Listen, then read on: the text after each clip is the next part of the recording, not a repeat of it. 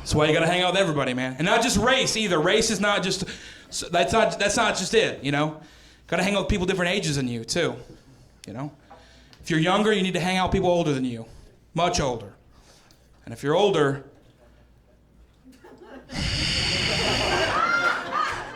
I can already feel you guys just like, nah. By round of applause, who here is like 26, 27 and below? Yeah. The back table, and you're like, oh, okay, cool. And he's all right, cool. How old are you, bro? If you don't mind me asking. 22. All right, so you just barely snuck in here, right? It's like I'm 18, but the fake ID says 22. So quit blowing up my spot. I mean, you do realize being a millennial that the rest of the world just hates you, right? You know, like you feel it kind of behind you. Everybody thinks that your generation is like the worst generation. They think that you're weak, you're lazy, you're the worst thing that's ever existed. These are all things I just read on Twitter today. But here's the thing, bro. I'm gonna tell you something. You gotta stop listening to shit like that. You got to, man. And I'm gonna tell you something. It's gonna get a little uncomfortable when I'm about to say it. Just stick with me right here. You're part of maybe one of the strongest generations that's ever lived. And people, it's not like you hear how, oh, look at you being all brave now and popping up. Oh yeah, me too. All right, thank you for getting that one. Here's the thing, bro. You gotta believe that your generation is strong, because they are. You guys are strong. You wanna know how I know millennials are strong? Because they've conquered other generations' nightmares. They have. They've conquered other generations' nightmares. I live in New York City, and millennials have conquered Brooklyn. They conquered it. Brooklyn used to be the scariest borough in New York, unless somebody from the Bronx is here. You gotta check on that one, because they get real stabby about shit like that. They conquered it. Brooklyn used to be so scary, and now it looks like the lobby of Google. Now, like that's what it looks like. Like, you wanna know how much it's changed? Imagine in your head the toughest, scariest Brooklyn stereotype that you can come up with. The kind of guy that if you saw him walking towards you, you'd cross to the other side of the street. And know that I've seen that guy walk into a gluten-free cupcake place, okay? Like, that's what it's like now.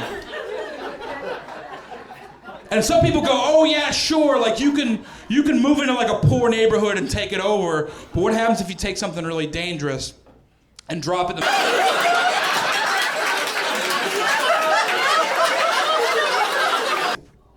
Because in the middle of the East Village, there is a Hell's Angels headquarters. I don't think you guys heard what the fuck I just said, okay? There is a Hell's Angels headquarters in the middle of Gay Pride Parade East Village, all right? And guess what? You can spot it immediately from the road because it's the only HS headquarters with potted plants out front. Kyle, and where is the past millennials made the murderous biker thieves put in shrubbery to up the resale value.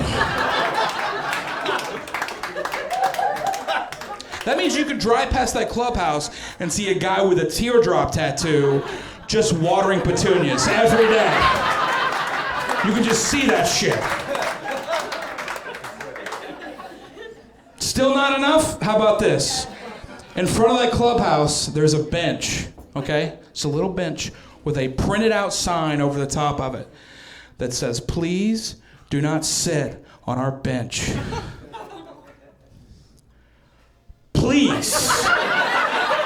They typed the word please, and there's evidence of it. Do you understand? Do you realize that some old biker dude, some dude 60 years old, he's got pussy fister tattooed on his knuckles, had to sit down at a computer and type out, please do not sit on our bench. And you know, at one point his big fat fingers hit more than one key and he had to wad up the printout and throw it away, all because the kid across the street wearing a paisley shirt and Harry Potter glasses makes him feel empty on the inside. Guys, that was a...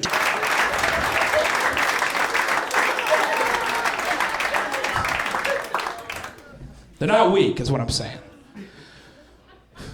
So people go like, oh yeah, but they got skinny jeans and selfie sticks. Yeah. Mike Tyson had a lisp. Doesn't mean he wasn't putting motherfuckers to sleep. Do you understand what I'm saying? And that joke would be so much better if millennials just knew who Mike Tyson was. It's so great. Girls, go home tonight and Google Mike Tyson, okay? But don't go too far. It gets dark pretty quick. It really gets away from him at the middle.